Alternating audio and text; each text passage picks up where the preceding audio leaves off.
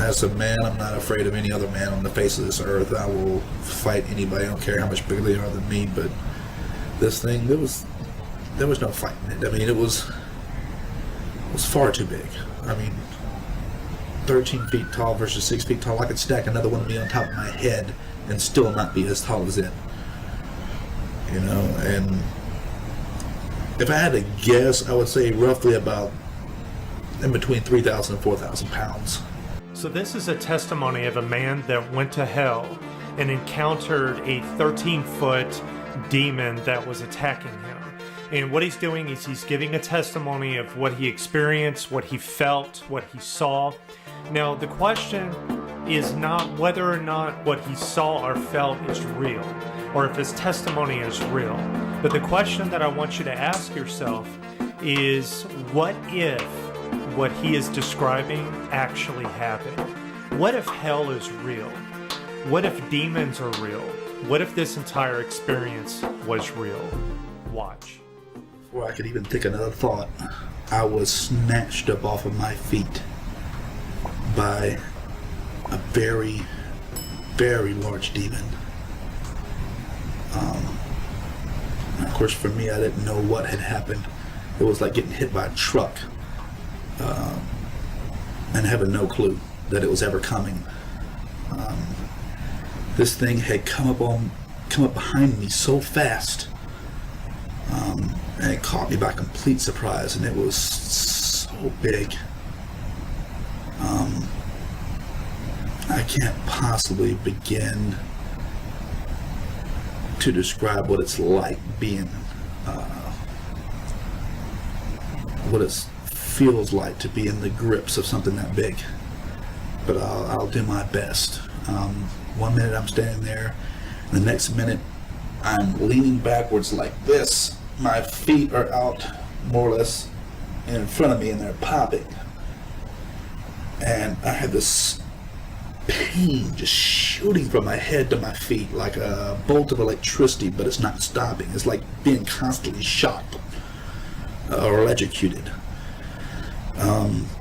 And I had this pounding sensation, just hurting pounding sensation coming from my left shoulder that hurts even worse than this electricity that's running through my body. And I look to my left and I see these fingers which come down to roughly the bottom of my chest. And it was even hard to look over to the side because the depth of its hand was like this. The width of its hand was like this. I mean, it literally went from the side of my neck up to maybe past the end of my shoulder, the width of its hand. All I know is the fingers were very big. Each one was about this big around and roughly about this long. And this thing was crushing my left shoulder. And this thing had a hold of me, and I'm looking down at these fingers and I'm just thinking to myself, what is this that has a hold of me? And as I'm thinking this, I understand now, also in retrospect, that anything that you think in this place can be heard as if you had spoken it out loud. And this thing had me like this and was just smiling at me. It had looked back and it was smiling at me, waiting for me to look at it. And when I looked over my shoulder and up at it, it was already staring at me. And I understand now that it had heard what I was thinking and just wanted to give me a nice little shock, you know, on top of the pain that I was already experiencing. Just because of the grotesqueness of its face. I mean, this thing was grotesque.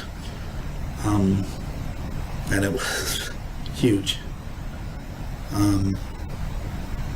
Overall, the thing, and I know this sounds already more crazy than everything that I've already said, but this thing is 13 feet tall. And it's not like I sat there and said, okay, stand still, let me grab a step ladder and measure you.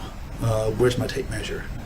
You know, no. Anything that you want to know in this place, all you have to do is ask it. Ask it in your mind or ask it out loud, and the answer will be given to you. It doesn't matter. And I thought to myself, how big is this thing? And the answer immediately came to me, 13 feet. It was exactly 13 feet tall. And I didn't ask myself how much it weighed, otherwise I would know that too. All I know is the thing was huge. It was built like Arnold Schwarzenegger in his prime. I mean, just ripped full of muscles. It had no hair whatsoever on its body. None. Like no hair up here, no mustache, no beard, no hair on the knuckles like I have. Just completely hairless. It's completely humanoid in shape, though. I mean, it had 2 legs, 2 arms, 1 mouth, 1 nose, 2 ears. Other than that, it looked completely human. The differences was this, where our eyes are white, its was yellow, and where the iris of our eyes can be green or blue or brown, its was gold and diamond shaped like a snake's. It had, the only thing that looked really strange about its teeth was it had, where we had our canines, it had 2 tusks coming up out of its mouth like a boar, like a wild pig. It was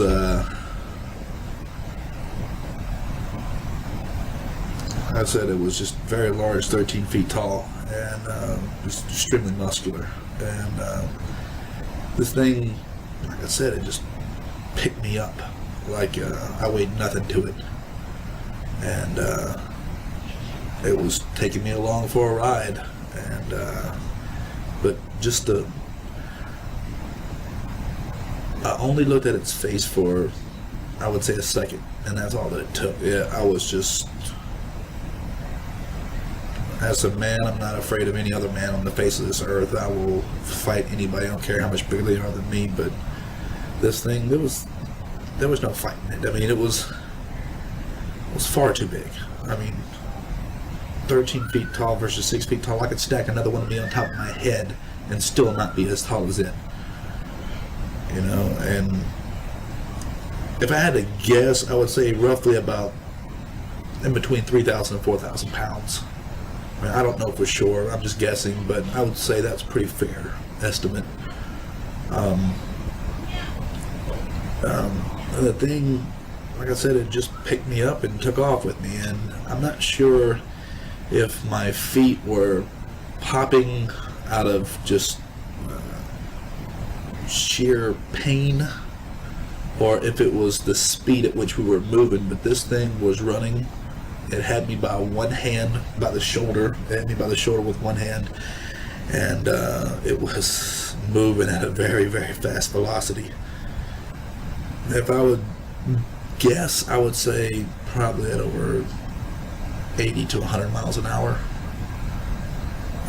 Just rough guess. It may have been faster than that, I don't know. But all I know is the thing was moving very, very fast. And had complete control. I mean, just there was nothing at all I could do to get away or anything like that. And I looked at its face for only a second, and it was enough to scare me. But anyway, I understood that it was taking me to the portion that I did not, certainly anyone would not want to go to, which was the fire and brimstone portion. It was going to take me to that fiery lake and cast me in, and I understood that. And when I understood that, it was mortally appalling, is the only way I can put it. I mean, it played over and over in my head again. It's taking me to hell, it's taking me to hell, it's taking me to hell. And there was just nothing I could do. Nothing I could do to stop it, nothing I could do to prevent it. And I just kind of dropped my head. A lot of people that used to call themselves Christians are there. And it's because they didn't really devote their life to God. They lived one foot in and one foot out like I did, you know. But as I was thinking this to myself, that I'm not such a bad guy, why am I ending up here? That's when that light appeared. And I looked up at it. It looked like a star far off in the night sky. Something so tiny and insignificant and far away that it couldn't possibly help me. And then I saw it moved off to the left a little bit, and I picked my eyes up, you know, and my head up, and I looked at it, And I thought to myself, did we just change direction or did it move? You know, and it went back to the right. And I thought for myself, no, for certain, we didn't change direction. It moved. And I thought to myself, what is that? And as I thought that and began to focus in on it, it just came rushing at me like a, the only way I can describe it is the speed of this thing was like a bolt of lightning. It came at me so fast that one moment it was just like a tiny little star in the night sky, and the next minute, white, bright, blinding white light. And his hand was reaching down to me, and it was an angel. Sorry.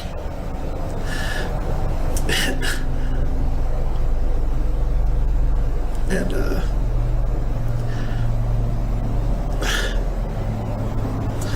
my hand just reached up and grabbed its hand. I was thinking to myself, I'm going to reach up there and grab his hand, and this hand is going to save me, because that's all that I saw was just a hand. But my hand knew what to do. It was like having a baseball thrown at your head. Somebody says heads up, and you just reach up and grab it. It's a reflex. My hand just reflects, and a reflex just jumped up and grabbed this angel's head. And as soon as I touched its head, we were all motionless and all standing back up on this ground that you can't see. And this beast, this demon, it still had me by the shoulder. It was kind of almost even leaned over a little bit to grab me by the shoulder. And I could instinctively, I knew to stand still, because if I had moved, I know that it would have ripped my shoulder and my arm off at the same time and just beat me with it. I mean, the thing was just that massively strong. I knew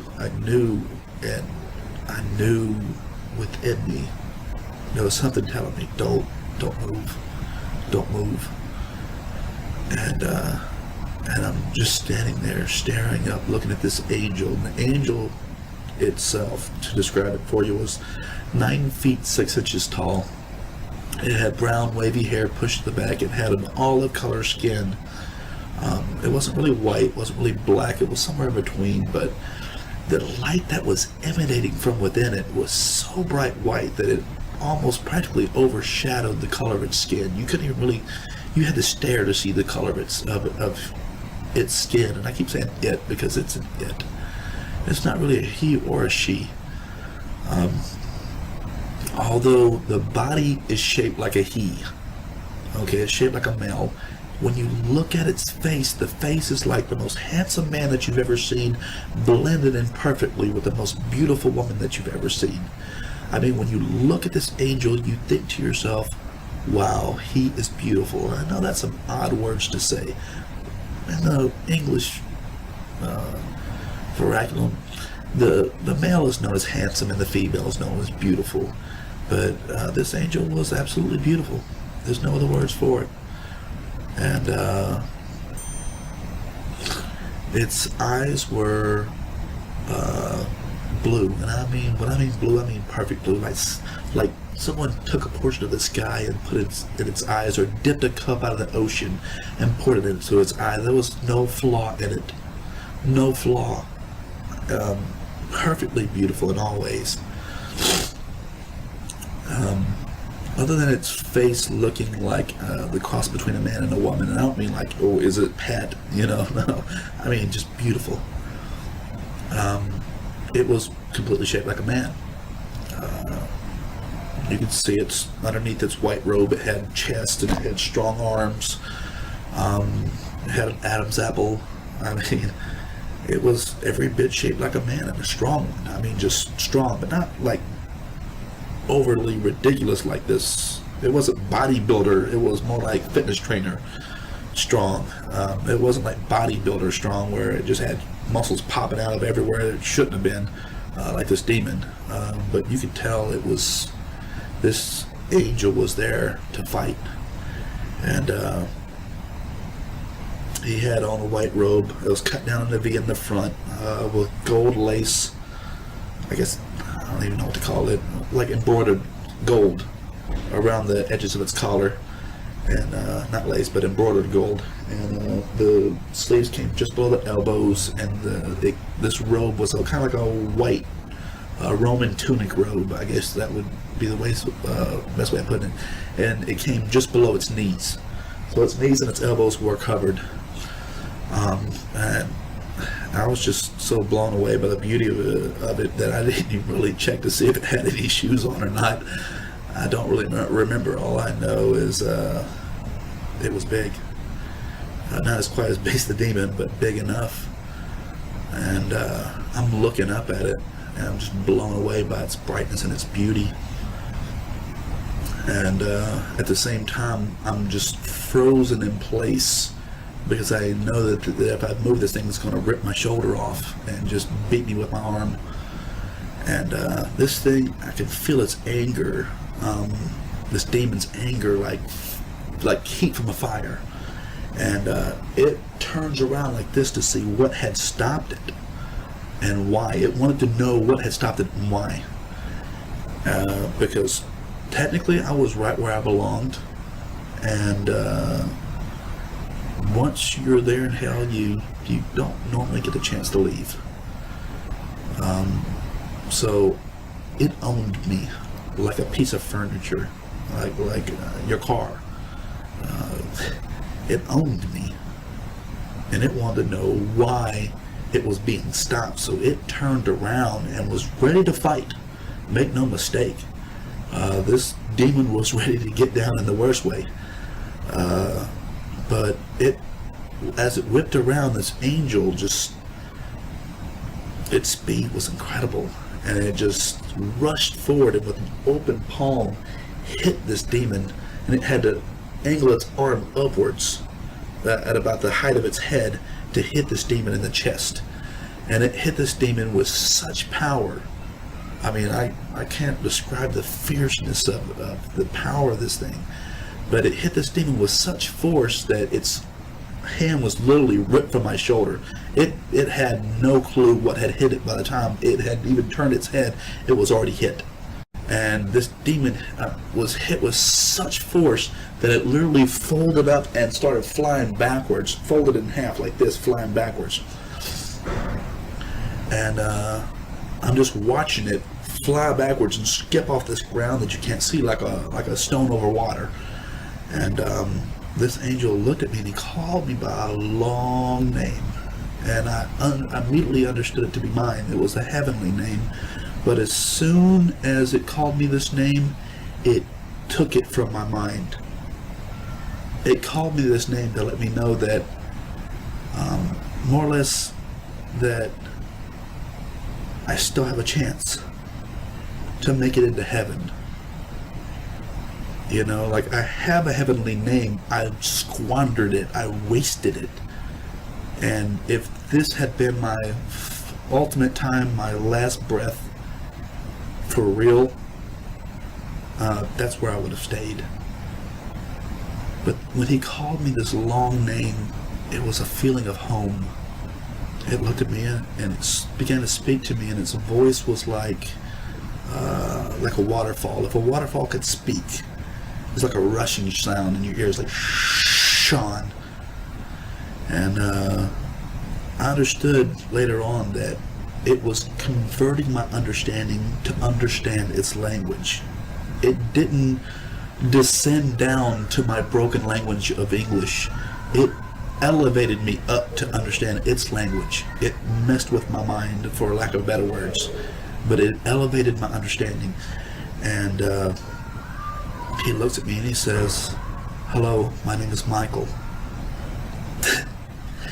And I immediately knew that this was the archangel of the Bible that it spoke of, the archangel Michael. And I can tell you for certain, I've seen them both. I've seen the archangel and I've seen Jesus, and they look nothing alike.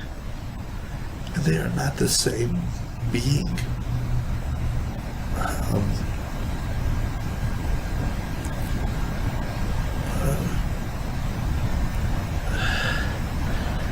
But anyway, he said, he began to speak to me, but I got distracted by this demon that had gotten back up and was coming back after me. It was coming back to get me. And it was coming back to fight this angel for my soul. And so I turned back because I knew that it was coming. I'm sorry. So it was, this angel was still talking to me, so I wasn't really listening to it. I was too focused in on this thing, and it was getting bigger. It was running back after me, and it was getting faster, and it was getting bigger, so it was coming back after me, you know, from this great distance that this angel headed. And so I looked back at him like, whatever you got to say, please just hurry up and say it, and if you want to get me out of here, please get me out of here. You know, and this is what I was literally thinking, you know, and he just looked at me and he gave me a